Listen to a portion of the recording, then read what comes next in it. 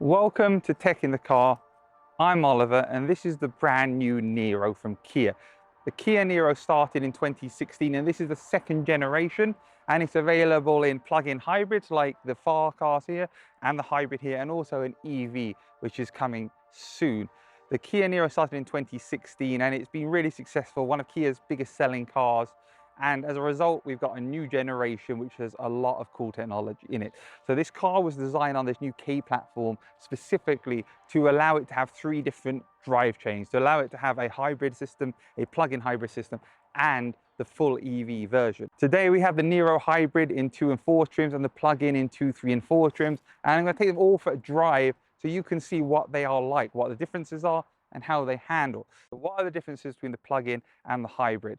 Well, the hybrid is a self-charging hybrid, which means that it automatically recharges the battery.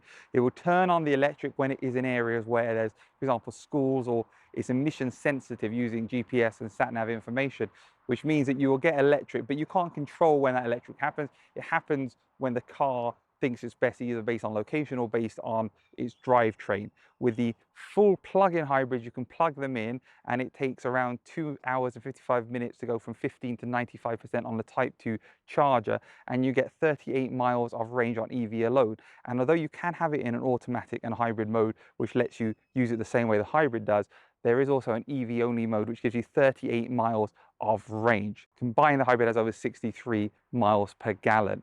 And we'll see when we drive it how it really does. So let's talk design of the new Niro. So it was first previewed with the Habanero concept 2019 in New York, and this has been carried forward to the new Niro.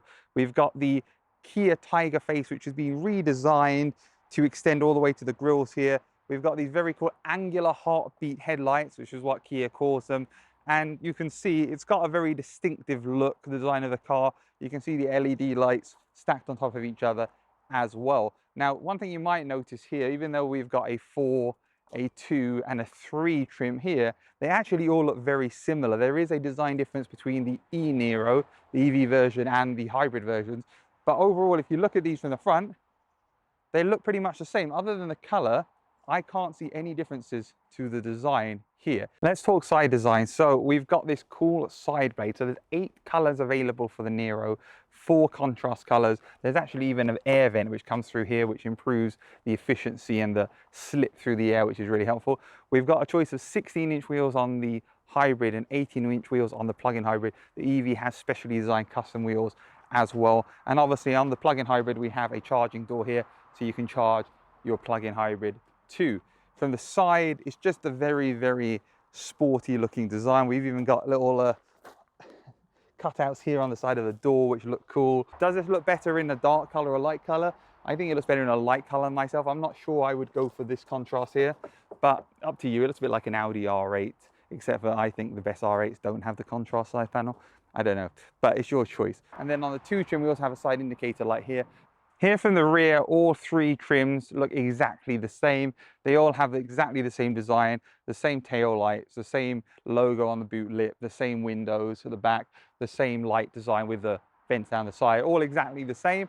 The only difference is the option to have the different color blade on the back where the rear lights are on the back quarter of the car. That is it. There's no other difference. You can see that everything else is the same. And one thing really important to mention, all Kias come with a 7-year warranty, which means your car is secure against any damage, anything that happens which is not your fault in that period of time. And Kia have a really, really good warranty, which is a good reason for you to check it out as well. All right, welcome inside the Kia Niro, the 2023 model, and this is the 1.6 litre PHEV. So this is the plug-in hybrid. And this car is the 4 trim, so this is the top trim, this is the top model you can get, and this costs around £39,000 on the road. And it's got around 180 horsepower and 265 Newton meters of torque. And one thing which is great about a plug-in hybrid, as opposed to a standard hybrid, is that you have specific range that you can use when driving the car that is only in electric. So whereas with a standard hybrid, which you'll see when we get in it, it will give you electric at certain times, and it's very intelligent. It will actually know when you're near a school or near a place where emissions are an issue, and it will actually turn into electric mode. But whereas that is the case with these hybrids, this car, you can choose electric the entire time because it is exactly that, a plug-in hybrid. And that is really, really handy. So we're looking at around 63.5 miles per gallon in efficiency, but this is, like I said, a hybrid, so you get around 40 miles of electric only range. And there is a button down here which says EV, and if I want to switch between EV mode and automatic mode, I can do that. We're still on electric power here, or hybrid mode, and now the engine turns on and I can definitely feel that. And there's a tiny bit of noise. It's very hard to hear the engine. It's a very quiet engine, but it's on now. And then I can press the button again and I can go into electric only mode and the engine turns off, and now I'm in EV only mode. So there is a huge benefit of a plug-in hybrid, and I think that if I was choosing a car, I would go plug-in hybrid for that very reason, that you have that flexibility. I think that's really, really important in cars. But there is something for everyone. So what else about this car is really, really interesting? Well, we've got this Kia steering wheel, which we've seen on the EV6, which we've seen on the Sportage, that I also both did videos on. And we've got very, very easy to use controls on here. We've got, our buttons are very obvious, they're very simple. And then we've got the same kind of infotainment display which was launched in the EV6, which is dual displays, kind of sort of got a nice angle over them, sort of slanted a bit to the side, not in the actual screens, but in the design of the trim around it. And we do have a different design on this to the other Sportage and the EV6. We've got a more angular dashboard here. We've got some ambient lighting down in the middle, which looks a bit like, well, that's where the vents are, and it looks like vents, but that's a nice little detail as well. In the middle here, we have the same kind of thing you would expect from all the other Kias that we've seen and we have. How is this car to drive? Well, first of all, we've got a 6-speed automatic. This is on the entire range of the Niro, and it's a very smooth gearbox. The little rotary dials for changing between reverse, neutral, and drive, very easy to use in the park in the middle, very familiar to Kia, and it's just a very, very relaxing car to be behind the wheel of. I think more so than the Sportage. It feels just a bit more refined, maybe, to me right now driving it. There's not a lot in it, so I don't want you to think that the Sportage isn't a great car, but it just feels a tiny bit more refined to me in this car. And you know, in terms of safety features, this car has it all. On the 3 and 4 trims, we have the full suite of driving assistance features, including highway driving assist 2 on the 4 trim. We've got highway driving assist 1 on the 2s and 3s. They all come with Android Auto and Apple CarPlay. They all have the multi-mode display down here, which lets you swap between the media and your climate control, which I really, really like, and I think is a really, really clever way of doing things. Now, how about the different modes in this car? So let's try them out. So first of all, let's go into automatic mode here. So we're using the engine thing. So now we're using some power. I'm kicking it down, and it's definitely giving me some get up and go. I can feel that 180 horsepower. The engine picks up. Definitely you can feel that. Welcome inside the Niro. So this is the plug-in hybrid version. This is the top trim, the 4 trim. So we've got this Kia steering wheel, which feels really, really nice quality. It's not real leather. It's very nice, easy to hold. We've got the drive mode button down here. We've got our adaptive cruise control and our media selections here. We have this twin 10.25-inch infotainment system in front of me here. We've got our standard navigation. You would expect Android Auto, Apple CarPlay. And then on the driver side here, we have our driver's display. Very standard for Kia. Shows all the information you can want. Very easy to use. We've got our jog dial here for the gears. Super easy, reverse neutral drive. Just press a button for park. And then we've got on this top trim, we've got heated and cooled seats. We've also got the parking sensors, and we've got the camera. No 360 camera on this, unfortunately. There is on the Sportage, but we still have a reversing camera. And our EV button, which lets you put it just into EV mode, and then our electronic handbrake. In the middle here, we have wireless charging available on the 3 and 4 trims. We've got a standard USB Type A and a USB Type C, and we've got 180 watt, 12 volt charging as well there, so you can plug in your whatever you want into that.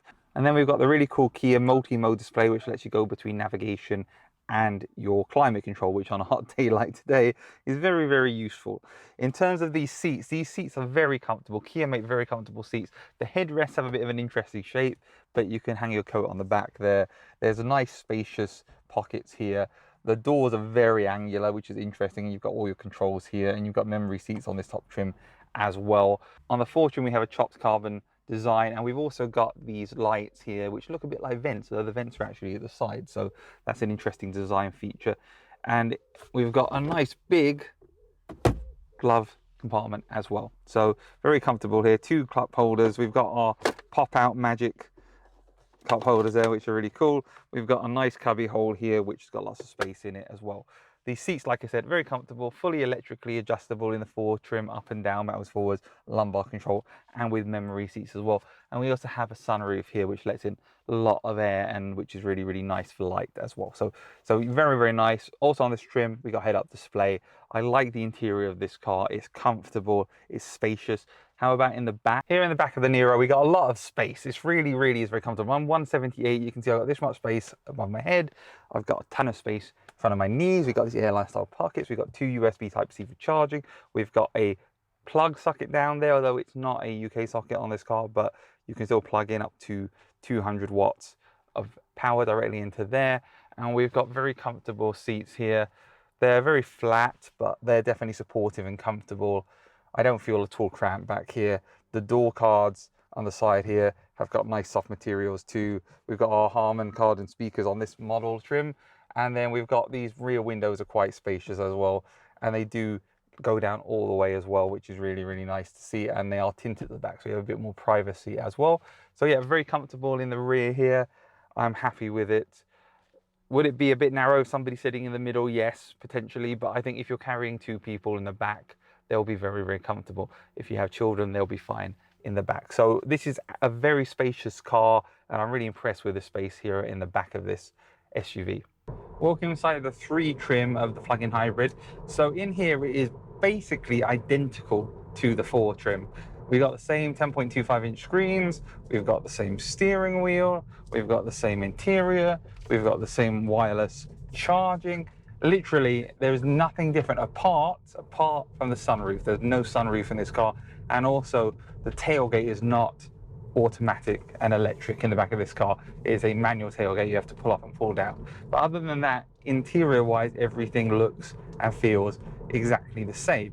Now, let's go back and talk a bit more about what this plug-in hybrid is. So I mentioned before, we've got 38 miles of electric-only range. And the difference between this car and the hybrid are this has a slightly bigger battery and a slightly more powerful motor than the hybrid. And that also means this car is slightly heavier, but also has a slightly different weight distribution. What that means is really not much. It's a very comfortable car to drive. So yeah, comfortable car, very, very similar. Let's see what the 2 trim is like. Now, when we go to the 2 trim, I think what you're likely to find, or I know what you're likely to find, is that the interior will be different. One feature I really like is the ability to use a key fob to move the car forwards and backwards when you have a tight parking space. So the way you do that is, first of all, you have to lock the car. So it's locked. And then you press and hold the hold button. And what will happen is, if you look inside the car, it will turn on. It says it's in EV mode. And it's ready to start driving. And then press the forward button. And then the car will start moving forwards. Now, don't worry if, like me, you're standing in front of the car, you're not going to get run over. It knows I'm here. If I get out of the way, it will start moving forwards again. No one in front. And then equally, I can go back. I just press the back button and the reversing camera will turn on and it will reverse backwards.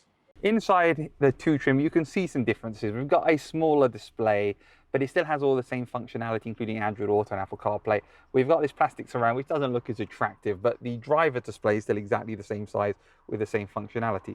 Instead of having the rotary knob, we've got this traditional style gear shifter, which, you know, you're used to in lots of cars. Doesn't look as nice, but it's there. We don't have a head-up display. We don't have a sunroof. We have manual seats instead of electric seats. And also, it just doesn't feel quite as special in here. We definitely don't have the wireless charging as well. But all the functionality that you want is still here. We still have the multi-mode display with the climate control and with navigation. We still have the USBs. We still have the 2 cup holders. We still have the cubby holder. We still have the same steering wheel with the drive mode button. And we still have basically the exact same car. It's just a few little things. Like I said, I don't think those changes are worth 5,000 in this hybrid or 6,000 in the plug-in hybrid. However, I do think that if you want the best car, you should go for the top spec. But if you want the best value, then I would say maybe the best value lies on a 3 trim. Not quite as expensive as a 4 trim, but takes it up a notch as well. Welcome inside the 2 trim of the plug-in hybrid. So this is very, very similar, well, it's identical to the 2 trim of the hybrid. We've got the same smaller screen, we've got the same more traditional gear shifter for automatic, there's no sunroof, there's no head-up display. We've got a key instead of a start button on these 2 trims as well. And it just drives exactly like all the other models. We've got our drive mode button, we can go into sport mode, and it's exactly the same. There are no differences. Like I said, it's just the equipment which is different. Now, this starts at £33,000 for the 2 trim on the plug-in hybrid with our 38 miles or roughly 40 miles worth of range. If we go up to the 3 trim, which is then £36,000, that's an extra £3,000. We get the bigger displays, we get the rotary knob in the middle, we get a bit more technology in there, but no sunroof. And then if we go up to the 4, which is 39, then we get the whole package, everything that you could want on here. Now, again, is it worth it? Could you live on a 2 without the massive screen in the middle, without the rotary knob, without the little bits of tech? Yes, you could, absolutely. You absolutely could. And if you're coming from pretty much any other car, even the 2 trim would feel incredibly well spec'd. You can't deny that, because it has everything you want, plus that plug-in range. So as far as the 2 goes, it's basically just a cheaper version of the 4. And that's it. And it does everything you could want. How about space in the back of the Kia Niro? We've got an automatic tailgate. As you can see, you press a button, it opens up. On the hybrid version, we have 451 litres of space. On this, the plug-in hybrid, we have 348 litres. So there's slightly less space. We've got a little compartment here with a tyre fixing kit and a few other bits. And then we've got plenty of space here. I love this little cover at the back here. It's a fabric material, it's very light, so it's not a big plastic thing. You can store it flat underneath here, which is great, and it's very easy to take off. You just remove these 2 up here, you remove the material down here, so a lot easier to do than in other cars. And of course, we've got the charging cables here in this car, but you can see it's stored and it's flat and it's not in the way. And we can of course put the seats down as well. They will go flat like that, and then you can see there is a lot of space here for you to put your luggage or a TV or whatever in. So very, very spacious, very comfortable.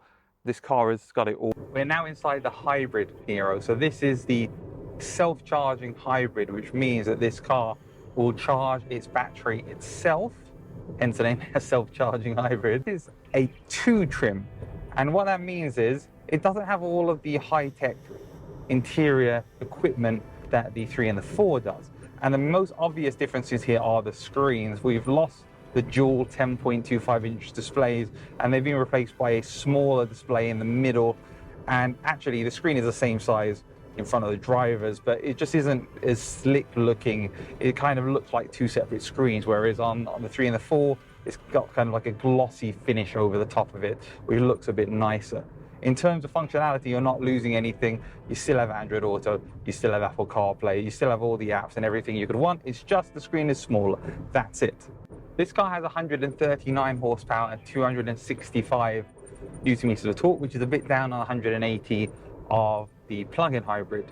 But there are some benefits, obviously, of having a hybrid which isn't plug-in, and namely, you don't need to plug it in and charge it. But it does mean that you can't control when you get the electric assistance. It means the electric assistance comes when the car finds it is needed, either through it using the drivetrain and knowing that it needs extra power from the electric motor, or as we mentioned, with an intelligent system which is able to determine areas where emissions might not be the most welcome, and so it will swap over to EV mode and run off that battery. But there is no physical set amount that this car can go on EV only mode, because that's not how hybrids work.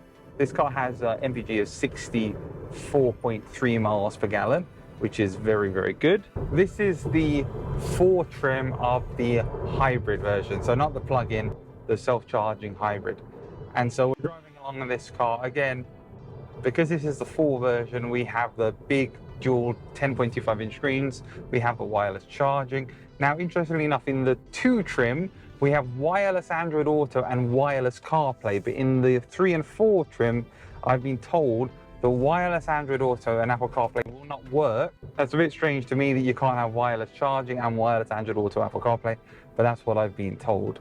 However, it is wired. So what's my thoughts on today driving the plug-in hybrid and the hybrid new Kia Niro? Well, the difference between the 2 trim and the 4 trim is £5,000 on the hybrid version like this and £6,000 on the plug-in hybrid version. Now, in terms of the interiors, as I mentioned, I don't think that you would notice that £5,000 or that £6,000 difference between the interiors. Yeah, there are smaller screens. Yeah, there might be smaller wheels. Yes, you might lose the rotary knob for gears.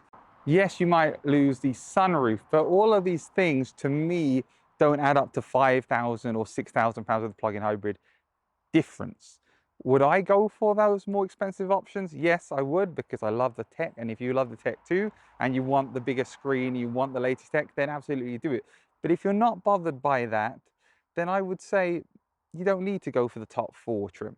Now, would I choose the plug-in hybrid or the hybrid? Well, again, there's a price difference here.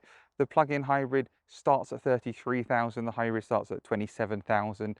If you can go up to it, then I would suggest going up to the plug-in hybrid, because you get that 38 miles of range on its own, on EV only, which is great, especially now with fuel prices. Even if it wasn't for fuel prices, it means you can drive into places like central London if you're in the UK and not have to worry about congestion charging, because your car is putting out 0 emissions. So that is a real big benefit.